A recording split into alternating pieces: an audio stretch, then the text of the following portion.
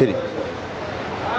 আসসালামু আলাইকুম প্রিয় দর্শক, আশা করি সবাই ভালো আছেন। দেশে প্রবাসে যে যেখান থেকেই আমাদের সাথে যুক্ত হয়েছেন সকলকে অসংখ্য ধন্যবাদ। দর্শক, আজকের বাজারে আলু, পেঁয়াজ, রসুনের দামটা কেমন আছে সেটা জানিয়ে দেব। দর্শক, আমি বর্তমানে অবস্থান করছি শ্যামবাজার লালকুঠির। তা বর্তমানে পেঁয়াজের আমদানি কিন্তু আলহামদুলিল্লাহ ভালোই আছে। তা আলুর দামটা কিন্তু বাজারে সেই রকম নেই। আলুর যে দাম যাচ্ছে এই দামে কিন্তু কৃষকরাও হাই হুতাশের মধ্যে আছে।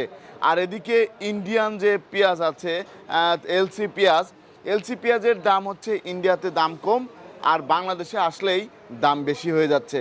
তা এই জিনিসটা একটু সরকারের দেখার দরকার। আমরা যেটা দেখতে পাচ্ছি, ইন্ডিয়াতে হচ্ছে খুচরা বাজারে বিক্রি হচ্ছে 20 থেকে 25 টাকা, আর পাইকারি কিন্তু 18 টাকা, 16 থেকে 18 টাকা করে। কিন্তু বাংলাদেশে আসলে বেশি কেন, এটা কিন্তু দেখার দরকার। কি জন্য? তা নাহলে কিন্তু এই যে কৃষকের যে বর্তমান অবস্থা, হঠাৎ করেই কিন্তু অনেক দাম কমে গিয়েছে। পেঁয়াজের দামটা অনেক কমে গিয়েছে। আর এই পেঁয়াজের দাম কমাতে কৃষক এবং যারা হচ্ছে খুচরা ব্যবসায়ী আছে তারাও কিন্তু পুরাই শেষ। আপনারা কিন্তু দেখতে পাচ্ছেন এখানে যে দেশি পেঁয়াজ আছে, তা দেশি পেঁয়াজের বাজারে কি অবস্থা সেটা কিন্তু আপনাদেরকে জানিয়ে দেব। তা এই যে এই পাশে কিন্তু আরও পেঁয়াজ আছে, দেখতে পাচ্ছেন এদিক দিয়ে যে পেঁয়াজগুলো আছে।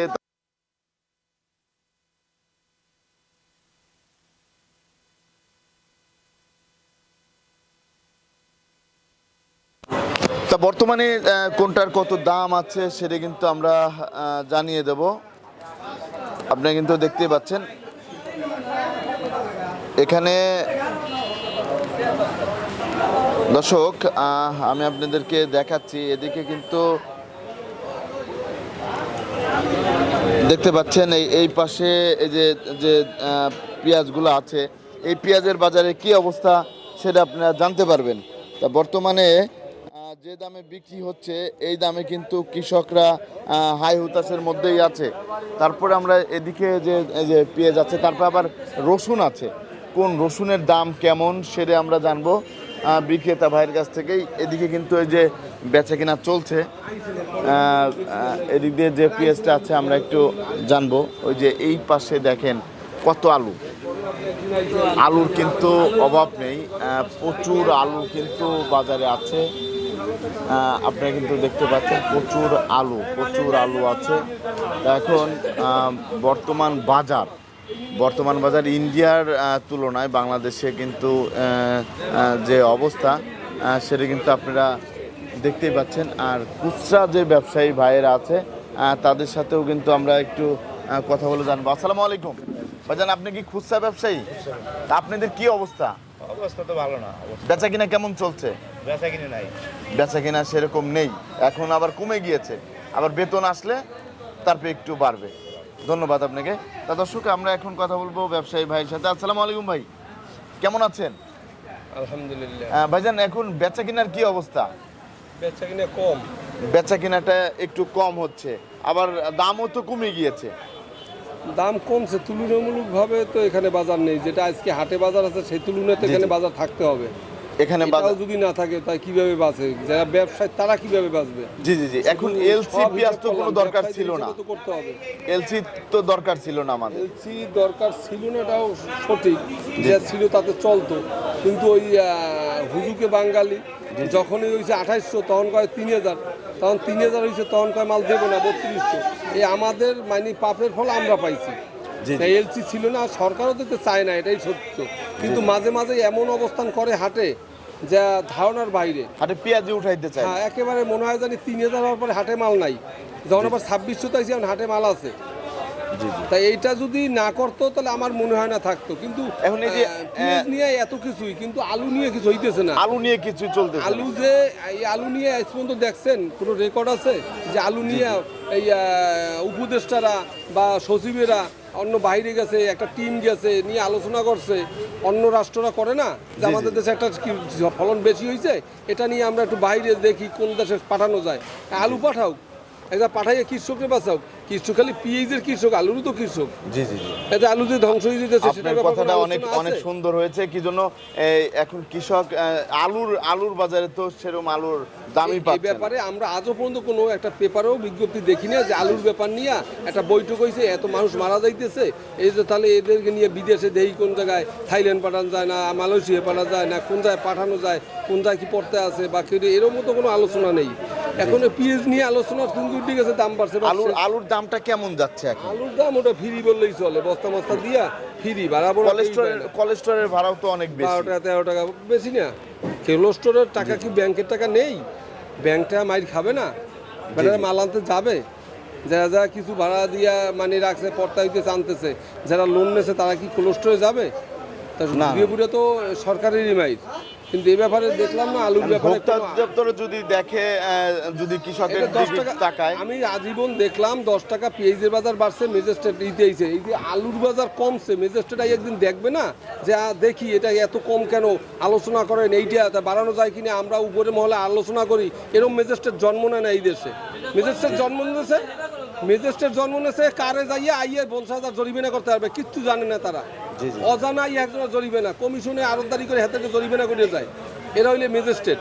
কিন্তু এখন যে আলুর ব্যাপারে এত কিছু হইতেছে, পচে যাইতেছে, ফালাই দিতেছে, এরা মার্কেটে আসবে আলুর ব্যাপারে যে ভাই তাহলে আপনাদের কারণ কি, কোথায় কি, তা দেখি কিছু করা যায় কিনা, কোনো আলোচনা আছে কিনা। একটা মাল কমলে আর কোনো ম্যাজিস্ট্রেট নাই, শুধু বাড়লেই ম্যাজিস্ট্রেট, শুধু বাড়লেই। তারা কি এই শুধু এইটা দেখার জন্যই? দেখলে ভিউটা দেখা দরকার। আপনাকে অসংখ্য ধন্যবাদ। তাই এখানে যে কাটিলাল স্টিক আলুটা কত করে যাচ্ছে আজকের বাজারে? বাজার 15 টাকা সারা আছে, 15 টাকা। আর ডায়মন্ড আলুটা? ডায়মন্ড আলু রাজশাহীতে 16 টাকা, বিক্রমপুরটা 13 টাকা, 13.5 টাকা। 13, 13.5। আর এই যে আমরা চায়না রসুন দেখতে পাচ্ছি, চায়না রসুনের বাজারে কি কমছে? 102 টাকা, 3 টাকা, 5 টাকা নরমাল। 102 থেকে 3 টাকা 5 টাকা করে যাচ্ছে, কমে গিয়েছে। আদা কি আছে আপনার কাছে? আদা না, আজকে আদা নেই। আর দেশি রসুনের বাজারে কি অবস্থা? দেশি রসুনের বাজারও ভালো, 75 থেকে 80 গোটটা, আর নিচে কুচিরি আছে 55 থেকে 60, 65। একটু দামটা বেড়েছে, একটু বেড়েছে। আর এই যে পেঁয়াজটা দেখতে পাচ্ছি, এটা কোন জায়গা থেকে এসেছে? এটা ফরিদপুরের পেঁয়াজ। ফরিদপুরের পেঁয়াজ, এটার দাম কেমন যাচ্ছে? 5 টাকা পড়তে পড়ছে, আজকে 3 টাকার উপরে দাম বলে না। এমনি বাজার কালকে হিসাবে, কিন্তু অন্য হিসাবে 65 টাকা, 75 টাকা পড়তা। 65 টাকা হইলেও তাদের মোটামুটি হয়, কিন্তু আজকে দাম কয় হলো 63 টাকা। জি জি, তাহলে তো একবারে কমে গিয়েছে দাম।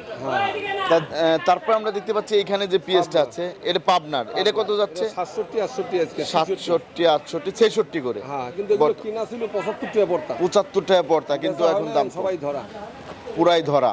এই জিনিসটা তো কেউ দেখতেছে না এখন। দেখবে না তো, দাম যখনই কমবে, যখনই 80 টাকার মাল নিয়ে এই জায়গায় 50 টাকা বেচতে যায়, আর পোলাপান সব না খাইয়ে মরুক, দেওয়ার বিষয় নাই। যখন 50 টাকার মাল 60 টাকা, তখন আইয়া জরিমানা করে। জি, এই হইলে দেশ। তারপরে আমরা দেখতে পাচ্ছি এখানে আরেকটা পেঁয়াজ আছে, এই পেঁয়াজটা কোন জায়গার? কোনটা? এইটা? জি জি, এই রাজবাড়ির পেঁয়াজ। রাজবাড়ি, এটার দাম কেমন যাচ্ছে? রাজবাড়ি এটা বর্তমানে এগুলো পর্তায় ছিল হলো 70, 71 টাকা। 70, 71। মাল চালান উঠানোর জন্য চেষ্টা করে এখন মালের দাম হয় 65 টাকা, 65 টাকা, 64 টাকা, 64 টাকা। আর এই যে বড় এই লটটা, ওই বড় লটটা কোম্পানির মাল, এটাও একই অবস্থা, একই মাল, একই মাল, 65 টাকা করে। হ্যাঁ 65, তাই এখন বেচতে কষ্ট, তাই বিক্রি করতে কষ্ট হয়ে যাচ্ছে। তাহলে এখন মেন হচ্ছে ব্যবসায়ী এবং কৃষকরা অনেক সমস্যায় আছে। আর ইন্ডিয়ান পেঁয়াজের, এই যে ইন্ডিয়াতে তো দাম কম ইন্ডিয়ার পেঁয়াজ, কিন্তু বাংলাদেশে আসলেই বেশি। এই জিনিসটা তো দেখতেছেন, বাংলাদেশের দাম বেশি, তাই এখানে দাম বাংলাদেশের তাল মিলিয়ে দিতেছে। কিন্তু আমি বলছিলাম এর আগেও যে ইন্ডিয়ান পেঁয়াজ যদি তারা আনে 300 টনই আনুক, 300 টন আনলে সরকার 45%, 35% ভ্যাট বসাই দেব, বসাই দিয়ে তারা ভ্যাট টাকা নেও, ওরাও বেশি দামে বিক্রি করুক, আমরা দেশি মালটাও বেশি দামে বিক্রি করি, বাজারটা সমদর্শ হোক। এই ব্যাপারে আলোচনায় গেলে এইগুলো তারা ভালো যারা শিক্ষিত বা এই লাইনে যারা আছে, এটা আলোচনা করতে পারে। তারা এটা না করিয়ে তারা করে উল্টোটা, 40 টাকা আনছে 45 বেচুক, এরাও বাস খাও। কিন্তু যদি ওখানে 40 টাকা পড়তায় পরে, ওরা 40% ভ্যাট বসাই দেবে, ভ্যাট বসাই দিলে এটা 60 টাকাই দিবে, ওরা 60 টাকা বেচুক, আমরা 65 টাকা বেশি, বাস কৃষকও টাকা পাইলো, সরকারও টাকা পাইলো, ইন্ডিয়ার মালও আসলো। তাহলে আমরা যেটা এখন দেখতে পাচ্ছি, ভারত তো আমাদের ভালো চাচ্ছেন, ভারত ভালো চাচ্ছে, ভারত তাদের ব্যবসা চাচ্ছে, আমরা আমাদের ব্যবসা চাইতেছি না। ভারতের ব্যবসা চাচ্ছে, আমরা একটা জিনিস কথা বলতেছি, এটা সারা বাংলাদেশ শুনতেছে না। এটা যদি শোনে তো আমাদের কথাটা তো ওইরকম গ্রহণযোগ্য থাকতে হবে। কিন্তু সরকারের তো তার নলেজে নিতে হবে যে না কি করা যায়। আলুর আপনি- ব্যাপারটা নিয়ে কোনো মাথা ঘামাই না কেউ। আপনাকে সারা দেশ অসংখ্য আলুতে ধ্বংস হয়ে ধন্যবাদ, গেছে। আপনাকে অসংখ্য ধন্যবাদ। ভালো থাকবেন, সুস্থ থাকবেন। আসসালামু আলাইকুম।